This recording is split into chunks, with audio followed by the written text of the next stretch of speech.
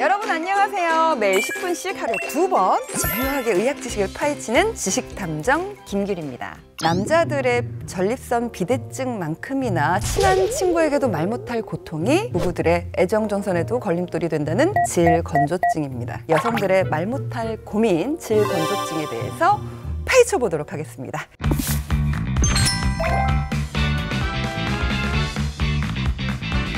자, 우리의 건강을 책임지는 히어로 산부인과 전문의 이효은 선생님 모셨습니다. 안녕하세요. 네, 안녕하세요.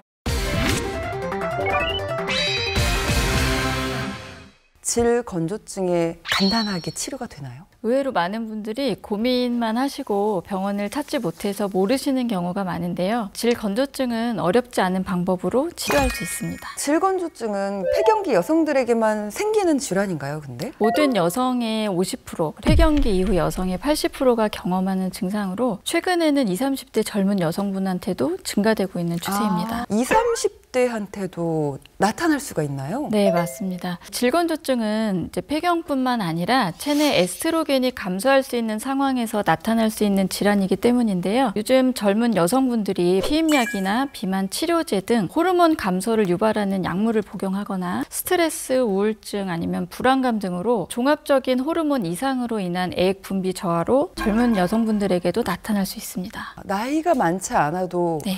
나타날 수가 있다고요? 네, 맞습니다. 그럼 질건조증의 가장 큰 원인이 혹시 여성 호르몬의 불균형인가요? 여성 호르몬인 에스트로겐은 질 조직의 수분감과 탄력성, 질 상피의 적절한 두께 유지 등의 기능을 하는데요. 이 에스트로겐의 감소로 인해서 질의 조직학적 변화가 일어나고 이로 인한 건조함으로 불편함을 나타내는 것이 질건조증입니다. 다른 질환에 의해서도 질건조증은 발생할 수 있습니다. 다른 질환에 의해서도 발생할 수 있어요? 만성 질염이나 자궁경부 염증, 유실금 등에 의해서도 생길 수 있습니다. 만성 질염이나 자궁경부 염증의 경우에는 질 점막이 예민해져서 정상적으로 애액이 잘 분비가 되지 않고 이것 때문에 질건조증이 유발될 수 있습니다. 종양 치료를 위해서 수술적으로 난소를 제거하였거나 아니면 이후에 항암이나 방사선 치료를 받으신 분들에게도 생길 수 있습니다. 모유수유인 경우도 그 하나의 원인이 될 수가 있습니다. 여러 가지 이유가 있네요. 네. 질건조증이 있을 때 주로 나타나는 증상들 혹시 어떤 것들이 있을까요? 부부 관계 하실 때 애액 분비가 부족하게 돼서 성교통이 있을 수도 있고요. 관계 후에 이제 점상 출혈이라든지 질 부위의 불편감, 그리고 화끈거리는 자결감이나 가려움증 등이 생길 수 있습니다. 비정상적인 분비물이나 냄새 등의 질염 증상이 생길 수도 있고요. 그 외에도 부부 관계 후에 빈뇨나 배뇨통 등의 방광염 증상들이 나타날 수 있어서 일상생활이나 부부 관계에서도 삶의 질을 현저하게 떨어뜨릴 수 있는 질환입니다. 질건조증이 있는데 모를 수도 있어요? 진찰했을 때 이미 질 점막은 많이 말라 있고 색깔도 많이 변해 있는데 본인이 잘 못 느끼셔가지고 방치하고 있다가 산부인과 정기검진 통해서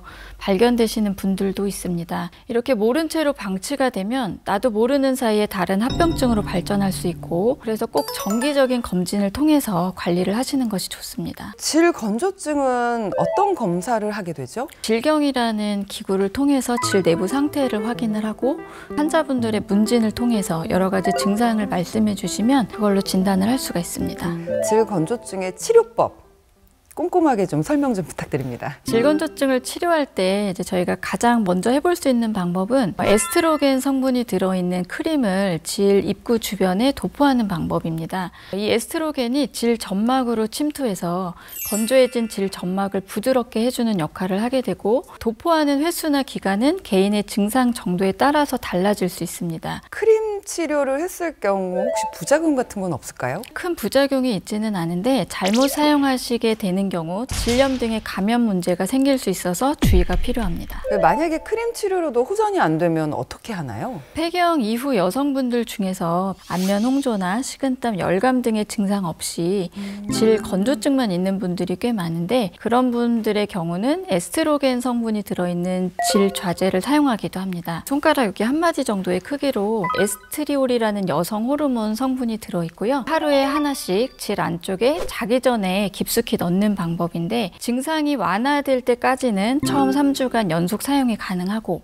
증상이 어느 정도 조절이 되시면 유지요법으로 주 1, 2회 정도 사용하도록 합니다. 질자제 같은 경우는 간혹 분비물이 너무 많이 흘러나와서 불편하다고 하시는 분들도 계시니까 사용하시기 전에 충분히 상담하시고 하시는 것이 좋겠습니다. 갱년기 증상도 있고 그리고 질 건조증이 심할 때는 또 치료 방법이 다른 게 또 있을까요?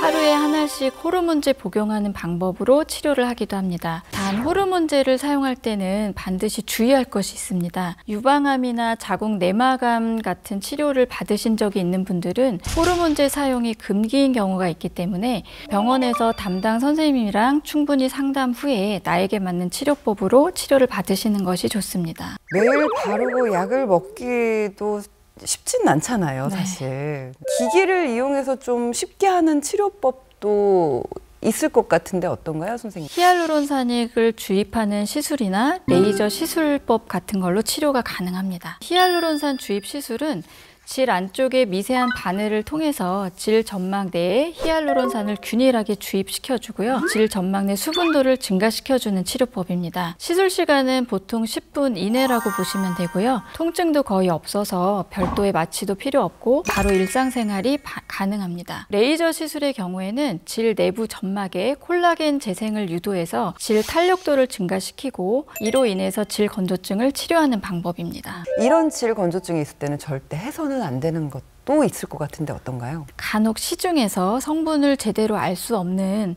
러브젤 같은 질 윤활제를 음성적으로 구매해서 사용하시는 분들이 계신데 일부 제품의 경우에는 화학 성분 일부가 질병 내 염증을 일으키는 경우가 있어서 주의가 필요합니다. 증상이 있을 때는 병원에 내원하셔서 충분한 상담을 통해 나에게 맞는 치료를 받으시는 것이 좋습니다. 혹시 질 건조증도 방치가 되면 혹시 다른 질환을 유발시킬 수도 있을까요? 질 입구 주변에 건조증이 심해지게 되면 배뇨통이나 요도염 같은 증상이 생길 수도 있고 외음부가 가렵거나 염증 아니면 부부관계 시에 상처 등이 잘 생길 수 있습니다. 특히 배뇨통이나 요도염으로 발전하게 되는 경우는 배뇨 장애로 인한 고통이 더해지기 때문에 더욱 힘드실 수 있습니다. 예방할 수 있는 방법들이 있을까요? 증상이 조금이라도 느껴지시는 초기에 바로 치료를 하시고 어느 정도 증상이 경감이 되면 부부관계를 유지하는 것이 가장 도움이 된다고 말씀드리고 싶습니다. 마지막으로 질 건조증으로 고민하고 계신 분들에게 당부 말씀 드린다면요? 폐경 후 질 건조증은 부끄러운 병이 아니고요. 갱년기 증상의 하나이기 때문에 혼자 고민하거나 힘들어하시기보다는 원인에 따라서 치료할 수 있는 방법들이 있으니까 병원에 방문하셔서 진료 받으시기를 당부드립니다.